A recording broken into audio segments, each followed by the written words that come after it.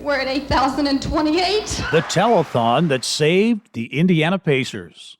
In 1984, Colt fever swept through the city of Indianapolis. The Colts were the talk of the town. The year the Colts moved to Indianapolis. 1987, I do solemnly proclaim open the 10th Pan American Games in Indianapolis, Indiana, in the United States of America. The international competition that helped put Indianapolis on the map. Not many people had a better seat witnessing a city grow from Indianapolis to the place for hosting some of the biggest sporting events in the world. Born and bred Hoosier Hall of Fame journalist Bill Benner did. He shares highlights from his long career in sports journalism, everything from which big event turned the tide for Indy, his relationship with the late Bob Knight, and growing up on the farm in Johnson County. Bill Benner, my guest this week on the Business and Beyond podcast.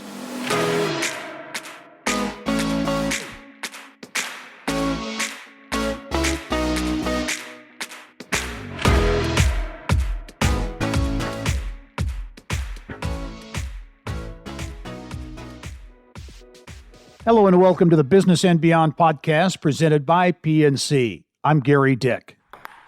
For Bill Benner, it all started back in 1968 with ping pong balls and a paddle.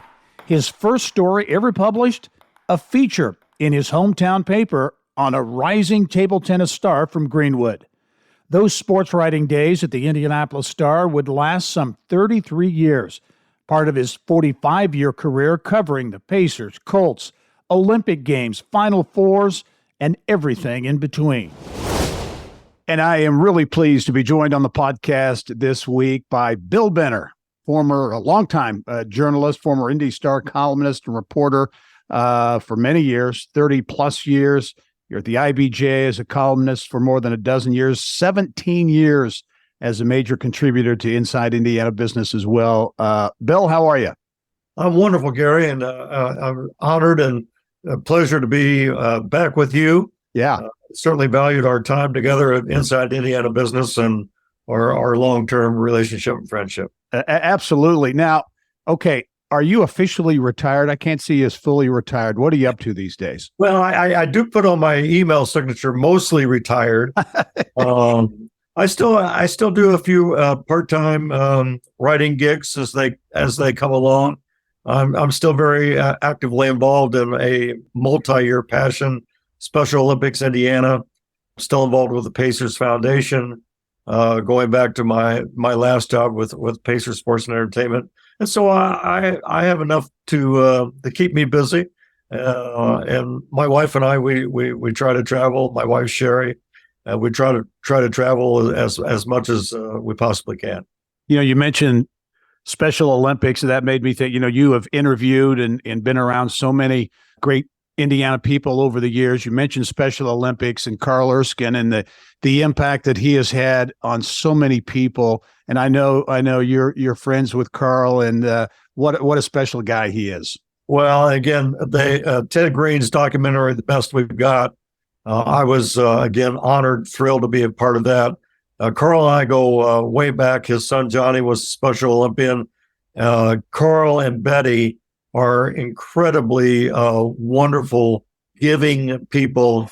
And again, our relationship involving Special Olympics Indiana goes far back. And if anybody watching has not seen The Best We've Got, which tells the life story of Carl Erskine and his history of inclusion, both with Jackie Robinson of the Brooklyn Dodgers and certainly with Special Olympics Indiana, it is a must-see, and it will inspire you to go out and live a better life. Yeah, very well done indeed. Bill, what a career you have had, 40 plus years as a sports journalist here in Indianapolis, 33 at the Star, 12 at the IBJ. Again, you were with us at Inside Indiana Business for 17 years. But you covered sports, obviously, but have really did have a front row seat for an amazing time in Indianapolis sports, but also for Indianapolis itself. And the two are so linked together, sports Indianapolis, the growth of Indianapolis, and you really got to witness it all. What we could go on for a long time on that topic, but as you think back on that evolution of sports and the evolution of Indianapolis, your thoughts? Well, Gary, one of the great things that happened in my professional sports writing career was I got the Indiana Pacers beat in 1974, and that's when they moved in to Market Square Arena. And I'm not discounting the great Coliseum days of the ABA Pacers, but Dick Lugar's decision to build Market Square Arena downtown, and Jim Morris was his deputy mayor at the time, that was the first domino that fell in advancing Indianapolis forward as a sports capital. And then Morris and these crazy guys got together and had this idea where they would make Indianapolis the amateur sports capital of the world and invest in the infrastructure, Market Square Arena, later the Hoosier Dome, an auditorium, track and field stadium, rowing course at Eagle Creek, all those infrastructure investments. And then the attraction of the associations, USA Track and Field, USA Gymnastics, diving, to go along with that, just catapulted Indianapolis. And there was just one step that upon another, the relationship with the NCAA and our hosting of Final Fours and taking those to another level, which enabled us to eventually attract the NCAA and sign the subsequent long-term agreement that they would bring Final Fours and their annual convention and other championship events to Indianapolis. So my ability and my great fortune to be there to cover it for the Indianapolis Star, as both as a beat writer for the Pacers, then later as a columnist. It was just an incredible journey and time, and I'm so thankful for that. And then in the second half of my career, I got to be involved in trying to attract those events, the Super Bowl bid, the Big Ten basketball tournaments, the Big Ten football championship, those kinds of things. I really had the best of both worlds, Gary. Yeah. And who would have thought back then that Indianapolis would ever attract a Super Bowl? Let alone all the Final Fours. And the impetus for this week, or this movement, if you will, you mentioned Jim Morris and Ted Boehm. There's so many other names to throw in there. Was this whole idea that Indianapolis needed an image, that it didn't really have, you had the 500 certainly, but it really did not have an image, not necessarily a bad image, although you had the Indianapolis moniker that was on there, but it was trying to create an image for the city. Well, yeah, we were truly Naptown 11 months out of the year. And they did have this, they actually went to a retreat, I believe it was in Brown County, and brainstormed what can we do? What would be our niche? And they focused on this that crazy notion of amateur sports. But I compare us with Louisville at the time. Indianapolis, we had the Indianapolis 500 race. Louisville had the Kentucky Derby, and that was it. And we both had ABA franchises. But Indianapolis made this, again, the necessary infrastructure investments, established the relationships with people that enabled Indianapolis to become this destination city for amateur and then, of course, professional sports through the Pacers and then later on through the Colts. It is a true American success story, Gary, that other cities have since tried to replicate, and it's become, as you know, it's become very, very competitive because, and I was involved when I was working for the Commission of Business Association. We had a number of cities that would come to Indianapolis and say, "How did you do this?" And they would want our playbook because, and now you see it happening in cities across the country, Las Vegas, Nashville. I could go on and on. Other stories trying to follow that Indianapolis model. As you think back on reporting it at that time, what was the kind of reaction in Indianapolis to this whole idea of Indy becoming a sports capital? Was there a lot of buy-in? Did grassroots Indianapolis really think it was something that would happen, or were there a lot of doubters? Well, I think there was certainly a significant degree of skepticism. Can we really pull this off?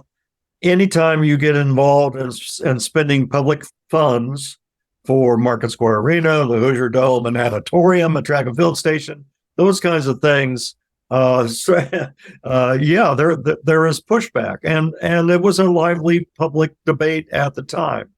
But again, Richard Lugar, he had a vision for downtown Indianapolis, and then we had great leadership following that with 3 straight terms from Bill Huddad. We had a city county council that bought into that.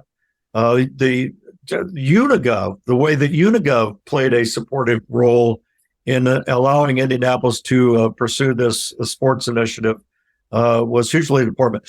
And Gary, remember, we built a football stadium without a football team to play. Without a team, right? Yeah, that did attract a fair degree of what are you doing kind of thing. But then we got the Colts. We just happen to have serendipity. We just happen to have blue seats. Blue seats. I remember that story allegedly of Bob Irsay walking into the, before they did the deal and seeing the blue seats, and that kind of clinched the deal. And Bob, this is for you. We did the blue seats for you. But, having the Hoosier Dome, again, that enabled us as the NCAA tournament expanded and the Final Four expanded beyond conventional arenas to solve the demand of the public into dome stadiums. There we were with a dome stadium with a convention center attached to it, right in the middle and right in the heart of our downtown. It was an ideal setup. And then we brought the necessary people resources to it to take every one of those events, whether it was the NBA All-Star Game, whether it was Final Fours or regionals, whatever it was, or World Championships. We bring the people resources and the creativity to really elevate all those events, and that continues to this day, and I'm very proud to say that.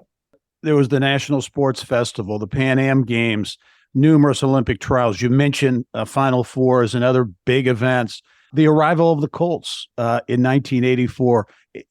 Can you point to kind of a tipping point? Was there one event or thing that happened in your view that really put Indianapolis over the top when it came to creating this sports capital image? Yeah, I think it was the National Sports Festival in 82 because it was a multi-sports event. It was kind of the Olympic Committee had determined that we needed an in between the Olympics event to kind of bring the nation's elite athletes in all the Olympic disciplines together. And so doing that in 1982, I really think that showed Indianapolis and the country, yes, we can take on an event of this magnitude. And then subsequently to that was the Pan American Games, which were a resounding success by any measure. And again, we blew it out. The Final Fours that came after that, going all the way up through the Super Bowl. And as I said earlier, it continues to this day. But if I had to go back to the one that probably said, yeah, you know what, we are who we said we were going to be, was the National Sports Festival. What do you remember about covering the Colts' arrival in Indianapolis, or the hoopla leading up to that? I was a reporter at Channel 6 at the time, and I remember, and of course, that was before cell phones and before the internet and all that stuff. And, you really had to be true reporters. You had to go out and talk to people and write down notes and all that. But it was crazy, the rumors flying back and forth. And what do you remember about that era? Well, it was a very clandestine negotiation. Yeah. How they got Bob Irsay in and out of town without anybody knowing about it. I know the discussions took place at the Columbia Club downtown, but they did an incredible job of keeping the lid on that at the time. Gary, I was actually in Seattle covering the Final Four, and I got the phone call from our assistant sports editor at the time, and he said, it's confirmed the Mayflower bands have left Baltimore and they're on their way to Indianapolis. And I just remember, oh my God, this is a seismic event for Indianapolis, and again, the moxie and the wherewithal and the ability to build a dome stadium without a guarantee of having an NFL team to play in it was, and they also measured it on. They went to the Carrier Dome in Syracuse and measured the Carrier Dome just to make sure that the footprint of the Carrier Dome would fit there between the railroad tracks and the existing convention center. and how that all came together. And then the arrival of the Colts was a huge success story. Yeah, huge for downtown Indianapolis as well. And you talk about success in the Colts. Ultimately, those first number of years were certainly a challenge, the win-loss ledger, but there was ultimately success in a Super Bowl. But prior to that, the Pacers, and obviously basketball has such a special connection to Indiana, but the Pacers, and I know you covered the team intimately, the Pacers, Indianapolis, you covered the Knicks, or the Hicks versus the Knicks. That was a special time in Indianapolis sports. You look, to me, that Knicks series, then later the Magic was a really interesting series, and the Bulls in those playoff series. But Market Square Arena, what it was like downtown, was hard to describe. Well, and to talk about the Pacers, you have to talk about the formation of the team, the building of Market Square Arena, then the telethon, which saved the franchise. Talk about that. There are a lot of people who may not remember. I remember that was before I began my professional career, but Slick and Nancy Leonard, and a literal, as you say, a literal telethon to save the team. Yeah, and Chet Kopic was the master of ceremonies. But yeah, and had that not happened, I don't know where we would have the emotional and financial wherewithal to move forward and build a Dome Stadium to attract an NFL team. But they saved the Pacers. We had out-of-state ownership with Sam Nassi and Jerry Buss. There was a threat that the Pacers might move, and then the Simons stepped in, and Herb Simon is now the longest tenured NBA governor. But then, yes, and then we get Donnie Walsh, bring him in from Denver. Donnie begins he drafts this spindly kid out of UCLA, not Steve Alford, but Steve Alford, which was controversial, yeah. Which was very controversial. Gets this kid from Marist College, Rick Smits, begins to put the pieces together, and then he brings in his buddy, former ABA coach, Larry Brown, and before you know it, it's Hicks versus Knicks, and away we go. Gary, those moments, I was there for eight points in 8.9 seconds. With Reggie. You were there at Madison Square Garden. The 25-point fourth quarter that Reggie had in Madison Square Garden. And the Pacers Racers weekends. Where we would have with the 500-mile race, and then we'd have a Pacer playoff game. I mean, those were electric times in our city's history. And I was so, again, I use this word, I was so fortunate to be able to be able to write about it and be involved with it. And I know you've talked about this before, but that Pacers Knicks series obviously was about basketball, but really it was about more than basketball, right? Well, it was cultures. I mean, it was Hicks versus the Knicks, and they were so full of themselves. And Reggie, as only Reggie could, went in and punctured their pomposity. And we had that with Spike Lee. Yeah, but it was for our city again. It was another one of those moments where it affected the psyche of our city, that we can take on the biggest market in the world and beat them at their game. And they thought it was their game. Well, hell, Indiana's basketball is our game. That's right. And at the highest level, we beat them at their game. And again, great times. And then that evolves into Pacers versus the Bulls, which was, and Michael Jordan. With Michael, yes. Kind of the same thing. Gary, they used to run my columns during the Bulls series. They would run my columns in the Chicago Tribune. And we would run the Chicago Tribune's columns at the Star. My gosh, I don't remember that. Wow. Oh, and I got so much hate mail because I would make fun of the Phil Jackson and the Bulls and talk about the Jordan rules and all that. It was a great fun time. So how did you deal with, because as a columnist, you're putting your opinion out there, right? And I mean, you always, struck me as certainly a very fair guy, but yet, no matter if you're a columnist, you're going to get hate mail. Was there a topic or a person that you covered that generated the most hate mail? Yeah, without question, it was Bob Knight. Yeah. And I was one of the first to kind of I had a great relationship with Knight in the early years, but with everybody, every journalist, you would eventually come to the crossroads. And I came to my crossroads with Coach Knight in about 1984. And shortly thereafter, he threw the chair. And I was concerned about his representation of the university beyond the championships, beyond the success that his athletes were having in the classroom, and more, again, the overall representation of the university. And so, but Gary, thank God that was all before social media. Oh gosh, yeah. I couldn't imagine what that would have been like. But I still have some letters that I keep. Every now and then I take them out just to remind me to have some humility and be humble.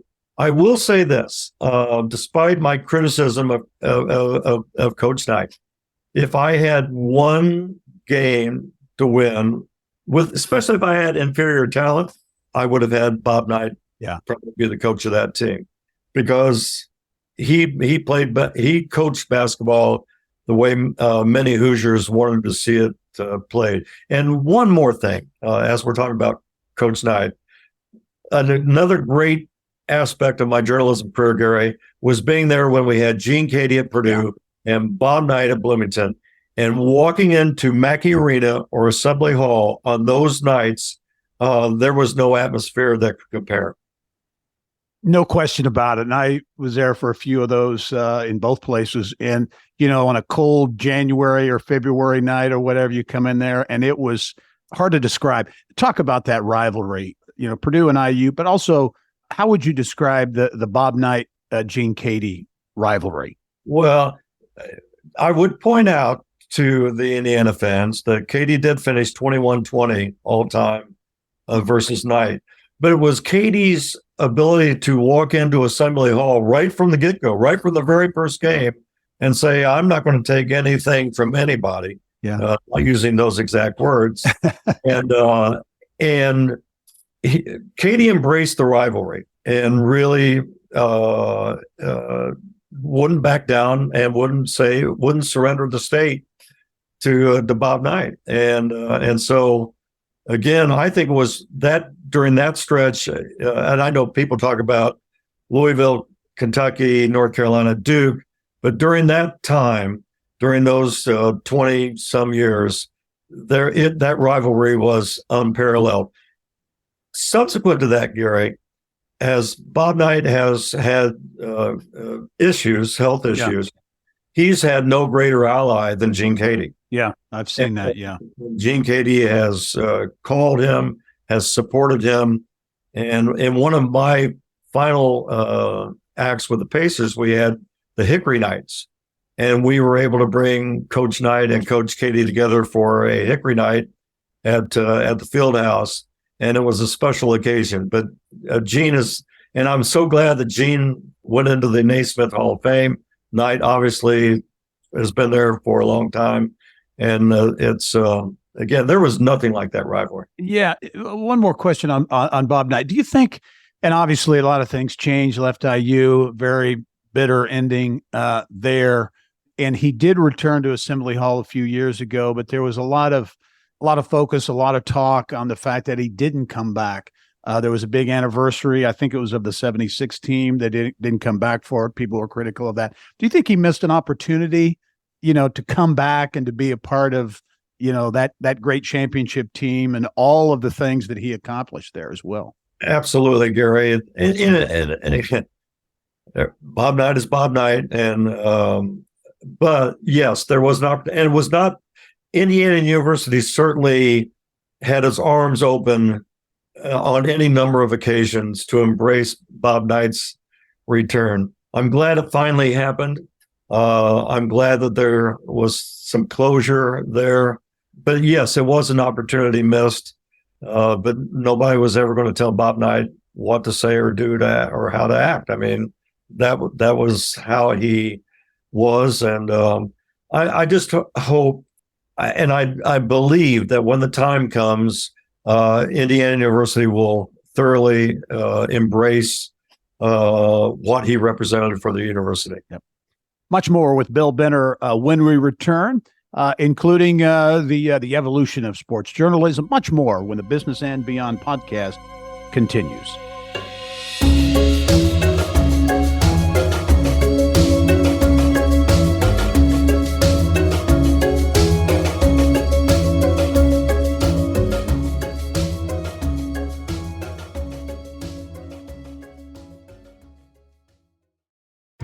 At PNC Bank, we're committed to making a difference in the lives of our customers and communities by helping them move forward financially. As a Main Street bank, we try to do right by our customers with every encounter. Our local teams offer personalized financial advice to help guide you in making the best decision. We're proud to be part of your community. PNC Bank. See how we can make a difference for you at pnc.com. Copyright 2022, the PNC Financial Services Group, Inc., all rights reserved. Welcome back to the Business and Beyond podcast presented by PNC. My guest this week is longtime journalist and community leader here in Indianapolis in Indiana, Bill Benner. And Bill, we've talked a lot in the first part of the podcast here about your journalism career. So you grew up, you are a true Hoosier. You grew up in Center Grove. Talk about growing up in Center Grove, because back then you were out in the country. Yeah. Oh, yeah. I grew up in a farmhouse we weren't farmers, but we grew up in a farmhouse on Morgantown Road. It's become it's all subdivisions now, but it was very much a farming community when I was there. I grew up working on farms, baling hay, and I won't go into what I did with pigs, but it wasn't very pretty. Yeah. But yeah, I spent a lot of time in my summer times working on farms, hanging out with the farm boys. It was a great upbringing. I had great teachers, a great principal. Mel Vandermeer was there for years and years. The gymnasium is now named for Mr. Vandermeer. But, it was idyllic at the time. And I won't say that I walked back and forth 5 miles to school. I did ride the school bus. But it was a wonderful upbringing for both my older brother and sister and my younger brother, David. David was actually student manager on the 72 Center Grove basketball team that upset unbeaten Richmond in the semi-state at Hinklefield House. And so, yeah, it was a wonderful upbringing. I learned the value of hard work. Yeah. My parents emphasized education. And the other thing about our farmhouse, Gary, we sat on a bluff and I could see Indiana 37. And so I would follow the traffic, especially on game days. Oh, yeah. North on Indiana 37. And so it was always my dream to go to IU, and I eventually got there. Well, how did you get, so you IU guy, was journalism, writing, was that always something that you wanted to do? Yeah, Gary, my dad was a devoted newspaper reader. And so we had the Indianapolis Star and the Indianapolis News delivered to our house. And so that was a ritual. I grew up reading the sports section of the Indianapolis Star. And so and I wrote for the Trojaneer and the school newspaper at Center Grove. But this is where obstacle became opportunity. When I came out of Center Grove, I wanted to go to IU Bloomington, but we didn't have the money. So I had to attend during the day what was then the IU extension, now IUPUI. Yeah. It was in 3 old converted business buildings in downtown Indianapolis. And so during the day, I attended class at the IU extension, but at night, I got a job thanks to my dad, who worked at the Star in a non-newspaper. He was he ran a commercial printing department. I got a job as a score boy. And the score boys, we answered, this is again before computers and cell phones. Yeah. We gave out scores. People would call in, well, what was the IU score? What was the Butler score? We gave out scores, but we ran wire copy across the hall into the big sports department. So I got to know Bob Collins and Harrison Howard and Bob Williams and Cy McBride and John Banch, the real sports writers. A year later, after being a score boy, it would be called an internship today, but they would let people, college age guys, come across the hall and work in the real sports department. One of my fellow score boys was none other than Jeff Smolian, who later became the head of Emmis Worldwide. And so after my freshman year, I asked Simon McBride, the executive sports editor, I said, I'd like to move across the hall and try my hand at doing that. And he said, okay. And so I moved across the hall. I would edit horse racing results, take little league scores, bowling scores, write little headlines on 2-paragraph stories. Toward the end of that summer, Gary, people were on vacation. A lady named Mary McElwain from Greenwood won the United States singles table tennis championship. They had nobody to do the story. Simon McBride said, hey, kid, would you like to do this? I said, heck yes. Yeah. So I went off and I interviewed Mary McElwain and came back, wrote about 500 words, gave it to Cy very nervously. He scratched it up a little bit. He said, you know what? This is not too bad, kid. We're going to run it in the paper tomorrow. Oh.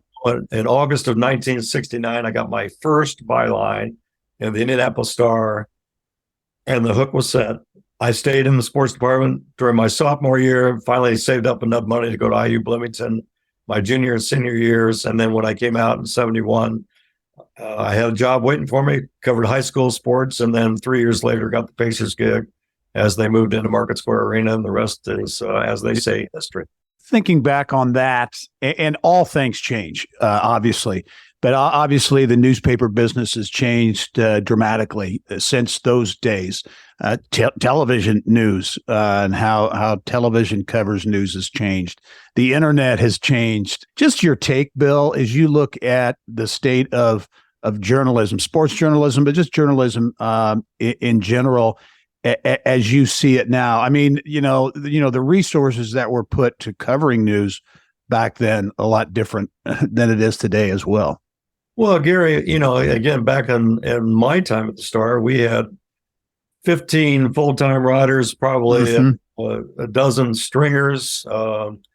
And now the resources are such, it's all driven by clicks. The print in some markets, print has already in major markets has already reduced to 2 or 3 days a week. I see that probably eventually happening here in Indianapolis. It makes me sad. I still take the print edition of the Indianapolis Star. I read the print edition of the Wall Street Journal. It's these things. Yeah. And the generations behind us are certainly, they're now reading print editions. They're reading everything online. And the New York Times this week, no sports section any longer. And so it's all going digital. I regret that. I'm sad to see it. But I'm a man from another era. I'm an ink-stained wretch at heart. And I find it sad to see, but I also see it as part of the way our society is evolving. What about the impact that social media has had, certainly on journalism, news in general, but sports, as well? It's just unbelievable what gets out there, and immediately, instantly. Well, you have to react immediately. So if right. If Anthony Richardson throws an interception on his third pass, you're on Twitter, or excuse me, X, and you're saying, "Boy, Anthony Richardson, what a dumb play that was," or you're saying something that will generate conversation on the internet. Back in the day, Kerry, even on Deadline, at least I had a few minutes to kind of collect my thoughts about what I had just seen and what had transpired on the field of play or on the basketball court. And now you have to be reacting throughout the course of a game instantly, and because again you're trying to generate clicks, and I find that regrettable, but I also find it as I said earlier, as part of the evolving times that we're in. And it's you go to the Indianapolis Star, in their newsroom, they have a thing that shows how many clicks they're generating. Yeah. And what kind of social media reaction they're getting to stories that they're posting online. Hey, before we go, I want to play a real quick kind of name association. Doesn't have to be a word, but maybe a comment, if you will, on some of the people you've covered over the years, if you don't mind. Are you game for that, Bill? Okay. Yeah. Well, we talked about it earlier, but Bob Knight. Brilliant. I mean, he had a basketball mind that was on another level. Really one of the most brilliant basketball minds we've ever known. Gene Cady. Ornery, feisty, and ready to go. You know, he got hit when he was in high school. He got hit in the head with a shot put, and I think that never it affected him for his life. No, he's as loyal a guy. That would be my final word. Loyal. Reggie Miller. The California kid that came to Indiana and made his home here. 18 years with one franchise. I mean, does that happen anymore? I don't think so. The California kid who became one of our own. Okay, here, this isn't a sports guy, but certainly a big connection to the Indianapolis sports scene. Bill Hudnut. Transformative. He took the seeds that had been sown by Richard Lugar and took them to another level. And I think about Bill Hudnut every time I walk down Maryland Street and see that incredible statue to him. Yeah. Wonderful leader. One more, Jim Irsay.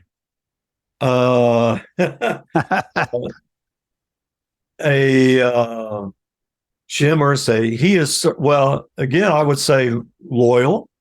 He is, and he wants so badly to win that I hope he sometimes gets in his own way of that. But an incredible owner, family oriented, and I'm glad we have it. Glad we have it. As you look to the future, Bill, as we kind of wrap up, as you look at Indianapolis, we talked about it earlier.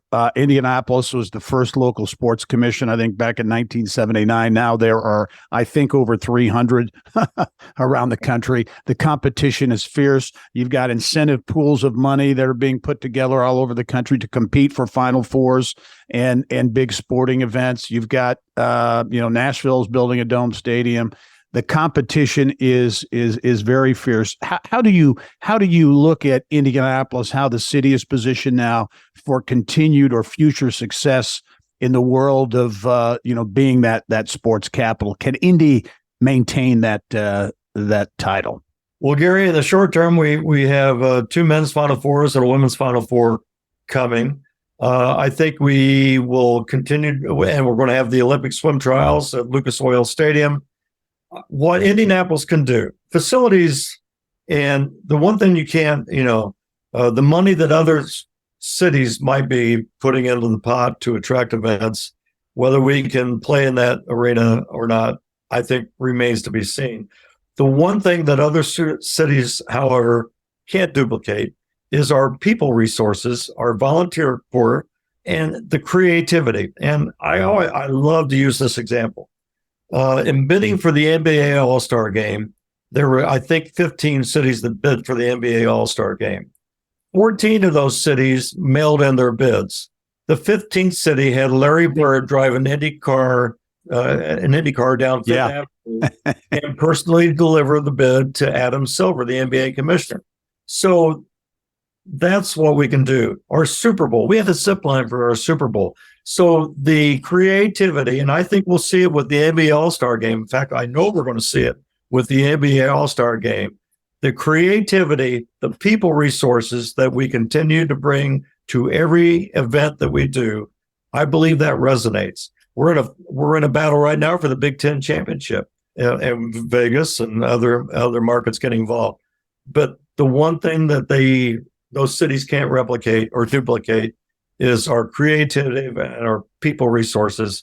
So much so that every time one of these entities comes about, they rewrite the bids after it's over. After we did our Super Bowl, the NFL rewrote the bid book. Yeah. And I think when the NBA All-Star comes and goes, the NBA will go to future cities, you need to do what Indianapolis did. So I'm confident, but money will come into play, facilities will come into play, and we'll continue to have to be. If you want to play in that arena, you got to marshal the resources.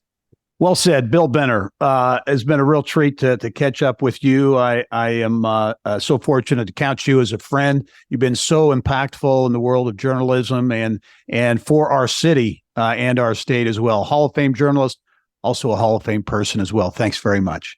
Thanks, Gary. And again, so honored my time spending with you weekly with Inside Indiana Business. It was a great way to kind of close out my sports journalism career. So thank you. You bet. And we'll see you very soon. And thank you for joining us on this episode of the Business and Beyond podcast presented by PNC. It's a weekly conversation with achievers in business, sports, entertainment, and beyond. And you can download all of our episodes and get Indiana business news 24/7. All you have to do is go to InsideIndianaBusiness.com. I'm Gary Dick. Thanks for joining us. We'll see you next time.